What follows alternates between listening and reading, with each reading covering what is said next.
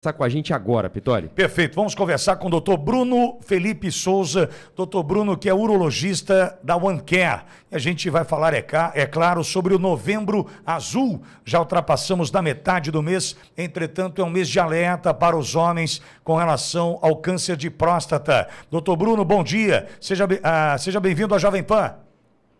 Obrigado, Pitoli. Eu agradeço a oportunidade de estar conversando com vocês, um programa de enorme audiência aí na nossa cidade e região.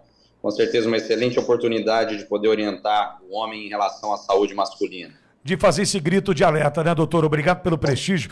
Mas é um grito de alerta que você faz, uma oportunidade que o homem tem de despertar e olhar de fato para um problema que pode estar perto de acontecer, né, doutor? Exatamente, Pitoli. Então, assim, a gente conhece, sabe que o homem muitas vezes acaba deixando um pouco de lado o cuidado com sua saúde, né? Tem aquela figura masculina do vigor, sempre do foco no trabalho, mas, sem dúvida, é um momento muito importante da gente poder alertar não só sobre o câncer de próstata, que é uma doença altamente incidente, a gente sabe que 1 a cada 6 homens vão ter câncer de próstata, mas também no sentido de orientar em relação aos cuidados de saúde como um todo, não só voltados para a parte urológica, mas para a saúde do homem de uma forma geral.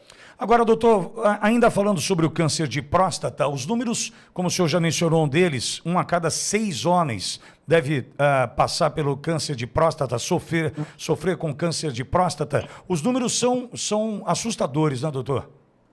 Exatamente. O que a gente vê, né, às vezes é uma coisa que parece tão distante, mas quando a gente conhece algum amigo, tem algum familiar que tem, se aproxima da gente, isso se alarma mais. Então a gente sabe que o câncer de próstata ele vai acometer 1 a cada 6 homens, é o tumor de órgão sólido que mais acomete o homem e o segundo que mais mata, só perde para pulmão.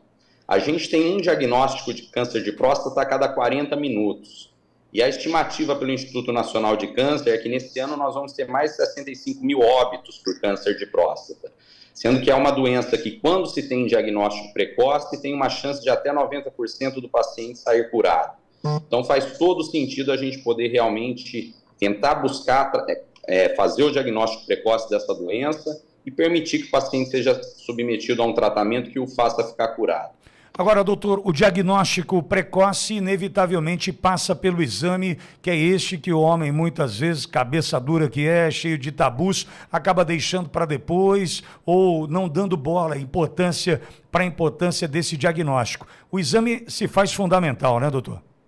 Perfeito, Pitoli. Então, assim, a gente tem como alerta, na verdade, como que o urologista avalia e o que ele vê como alerta em relação ao câncer de próstata. A gente usa o exame de sangue do PSA e o exame de toque retal, que é por meio, é a forma como o urologista consegue avaliar a textura, a consistência, o tamanho da próstata. Isso gera um alerta. O diagnóstico ele vai ser feito a partir da biópsia de próstata. Então, sempre que a gente tem ou um PSA elevado ou um toque alterado, vai motivar a realização da biópsia prostática.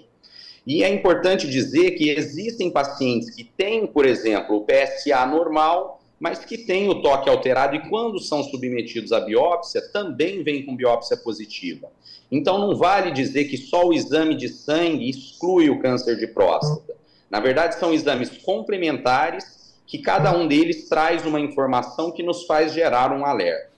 Doutora, exatamente essa é a minha pergunta. Um exame não anula o outro, então, né?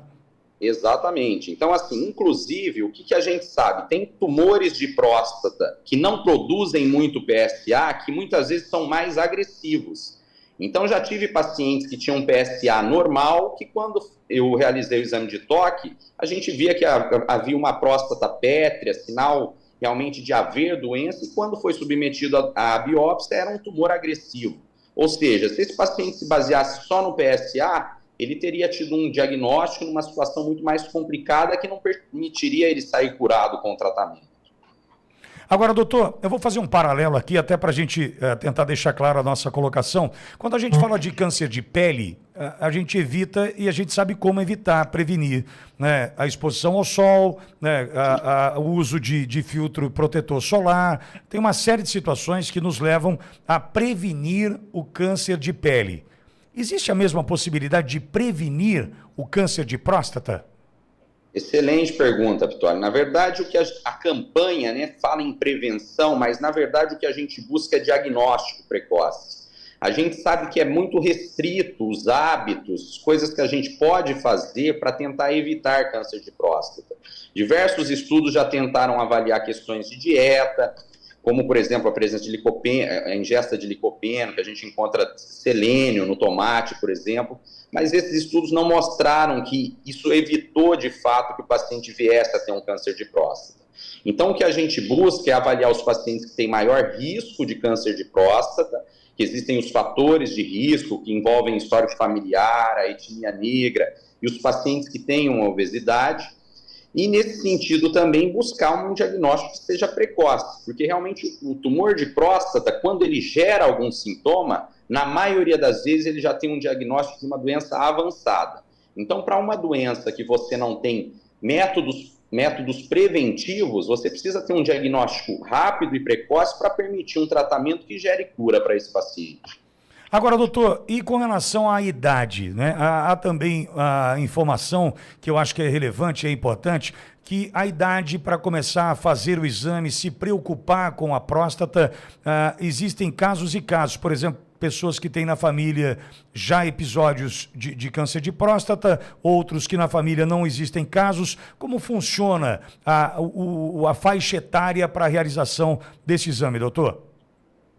Perfeito. Na verdade, assim, a gente segue a recomendação da Sociedade Brasileira de Urologia, que preconiza o quê? Quando o paciente tem um maior risco do câncer de próstata, que seria exatamente isso que você colocou, ter um histórico familiar ou ser de etnia negra e também ter histórico de obesidade, esses pacientes a gente começa a rastrear a partir dos 45 anos de idade.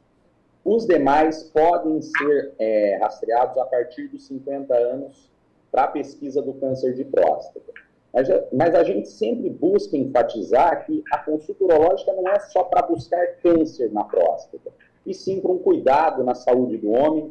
Isso ocorre durante toda a vida do homem, desde a criança, que pode ter problemas urológicos, ao adolescente, ao adulto jovem, até a idade realmente senil. Então, a busca realmente é do cuidado da saúde do homem. Então, a gente sempre está disponível realmente para fazer essa orientação. Doutor, agora quando sintomas como dificuldade para urinar, sangramentos, dores pélvicas e no abdômen surgem, o problema já pode estar instalado, doutor? Isso é uma verdade. Como eu coloquei, geralmente quando o tumor de próstata gera algum sintoma, em 95% dos casos a gente já vê sinais de doença avançada, de doença além da próstata. Porém, esses sintomas não são exclusivos do câncer de próstata. A gente tem uma outra condição também, que é o crescimento benigno da próstata, que é até uma doença mais incidente, que também gera sintomas urinários, de dificuldade de urinar, jato fraco, às vezes dificuldade de esvaziamento completo da bexiga, que pode se confundir com os sintomas também relacionados ao câncer de próstata. Então, os sintomas urinários são também um alerta para que o homem busque o urologista para fazer essa avaliação. Agora, doutor, e com relação à frequência da realização do exame? No caso, já como a gente fez a distinção de quem tem episódios na família e quem não tem, isso muda a faixa etária e outras condições. Com qual frequência, doutor? A orientação é que se faça anualmente, Vitória, porque o que a gente vê também é que existem casos que de um ano para o outro sofrem a alteração. Tem um PSA normal no ano seguinte isso se altera. E, além disso, existe também uma cinética. Então, o quanto que está alterando anualmente. Então, a velocidade de alteração do PSA também é um fator. Às vezes, o paciente tem um PSA num ano que está normal, no ano seguinte também. Mas a variação de um ano para o outro, a aceleração foi rápida. Também é uma situação, é um sinal de alerta que vai nos motivar a fazer uma investigação. Doutor, e uma outra situação, né? A gente sabe, já falamos do homem cabeça dura, que não quer, que não faz, não se preocupa e quando vê, traz consequências não só para ele, mas também para toda a família. É sobre isso que eu queria lhe perguntar. O senhor no consultório percebe, nota a importância da esposa, dos filhos, no marcar, agendar a consulta, agendar o exame? Qual o papel da família para esse cidadão que não se cuida despertar para essa importância, doutor? Perfeito, Vitória. Isso é muito importante, na verdade, porque hoje a gente tem uma riqueza de informações, né? A forma como cada um adquire informação varia bastante, redes sociais, internet. Então a gente vê cada vez mais os familiares realmente informando, orientando a referência masculina dentro da família no sentido de buscar esse atendimento. Não é incomum que a esposa venha junto, que um filho venha junto, exatamente por isso, por essa preocupação, porque a gente sabe, no dia a dia, no trabalho, na correria, muitas vezes a gente acaba deixando essa situação de lado, porque a gente às vezes não está sentindo nada, tem outras prioridades, realmente coisas que demandam. Mas realmente parar uma vez ao ano para ter esse cuidado com a sua saúde, não só em relação ao câncer de próstata, mas realmente realizar outros exames, avaliação cardiológica, ver a questão de atividade física, são todas situações também que impactam no nosso dia a dia e que também melhoram o nosso rendimento. Então, é como se fosse uma máquina, não deixa de ser uma máquina o nosso corpo. Então, a gente precisa cuidar também, né? E, às vezes, no dia a dia, a gente acaba realmente deixando de lado porque não percebe o quanto isso está se alterando. Mas tem realmente formas de corrigir, de melhorar, de forma que a qualidade de vida social fica cada vez melhor. Doutor, posso fazer algumas perguntas com relação a mito e verdade, com relação a isso? Porque tem muitas dúvidas também que chegam, viu, doutor? Que eu acho que a nossa audiência pode ser esclarecida a partir da sua fala, doutor. Por exemplo, a calça apertada, né, aquele cidadão que usa calça mais apertada, o banco da moto numa temperatura alta em função do sol, ter essa exposição, enfim, essas ações externas do ambiente podem contribuir para o desenvolvimento de um câncer de próstata? Isso é mito? Isso é verdade? Como é que o senhor pode responder isso para a gente, doutor? Na verdade, isso é mito, Vitória. Então, assim, essas questões externas não levam ao câncer de próstata.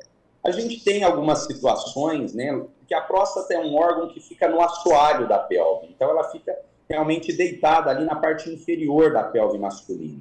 Então, algumas situações de estímulo local na próstata podem gerar quadros, às vezes, inflamatórios da próstata, como, por exemplo, a prostatite. Então, um estímulo local, às vezes, por exemplo,